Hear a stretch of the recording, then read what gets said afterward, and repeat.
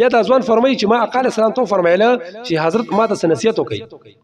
وی هغه ته فرمایله چې قدم اوچته او که قدم اګدي نو ما باندې درود شریف وایا نو سفیان ثوری ته فرمایي چې ما ته غزوان ویل چې دغه کا قدم په قدم درود شریف ما چې ما ته آقا علیه السلام فرمایلی دی او د درود شریف د فضیلت باره کې علماء یو بل واقعه را نقل کړی دا چې حافظ ابو نعیم رحم الله فرمایي چې یو ځل زما ملاقات سفیان ثوری رحم الله سره وشو او سفیان ثوری رحم الله فرمایل چې زه یو ځل په یو طرف باندې ووتم او یو علاقې طرف ته روان شوم وی ما وکړه چې ځوان روان دی او چې قدم اوچتای نو اللهم صل علی محمد وعلى ال محمد وای او چې کله قدم اګدي نو اللهم صل علی محمد وعلى ال محمد وای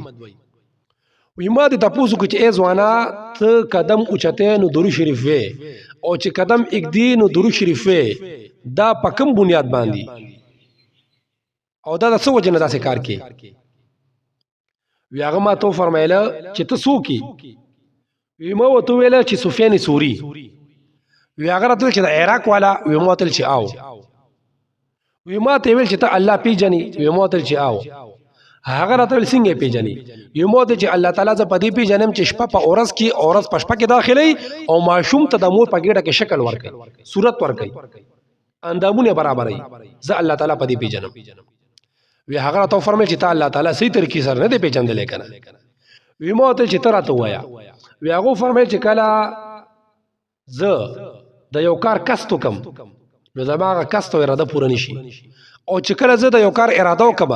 زماغه اراده سرته ونرسي نو ما ته پته ولګي چې زما د کارونو تدبیر کوونکې او جوړونکې ذات شته چې هغه الله تعالی دی ز الله تعالی په دې پیژنم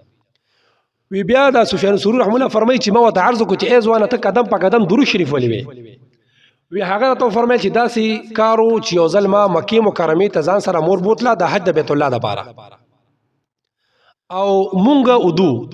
وی چې زرا پاسیدم نو زما د مور حالت ډیر ګډ ور دی مخې تک تور شوی دی او ګیډه پړسېدلې ده وی ما ته پته ولګی دا چې زما مور ډیره ګناګار وا او اوس په الله تعالی رحم وکي او دواګان به شروع کی او الله تعالی ته ملک وجړل او دا غینه پس بیا مال خوب راغی او دوباره بیا ود شو وی ما وکړه چې د تهامي علاقې د طرفه یو اوریز راوال وتا او یو اوریز راغا په دا کې یو سړی دی چې تک سپینې جامې چولې دی او تک سپینې چهره ده او زما دی موتر انځدې شو په دې باندې څه کلمات ویل ورچوفک او لاس به داسې بر راخ وی دا غینه پس زما د مور د مخ توروالم ختم شو او ګډم کې ناسته وی ما دې تاسو کو چې حضرت تاسو سو کې وی هغه فرمایي چې ستا پیغمبر حضرت محمد صلی الله علیه و علیه وسلم او کله چې هم ستا د مور په تکلیف او مشقت او مصیبت کې مبتلا شو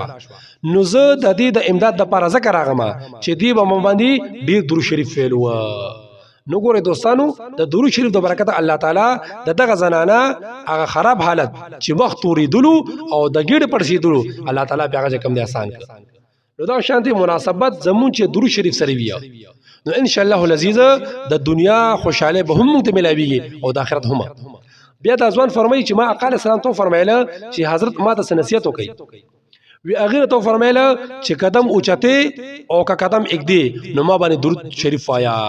نو سفیان ثوری ته فرمایي چې ما ته غزوان ویل چې دغه کا قدم په قدم درود شریف ما چې ما ته آقا علیه السلام فرمایلی دی نو دوستانو مونږ هم کوشش وکړو چې زیات نه زیات درود شریف په آقا علیه السلام باندې وایو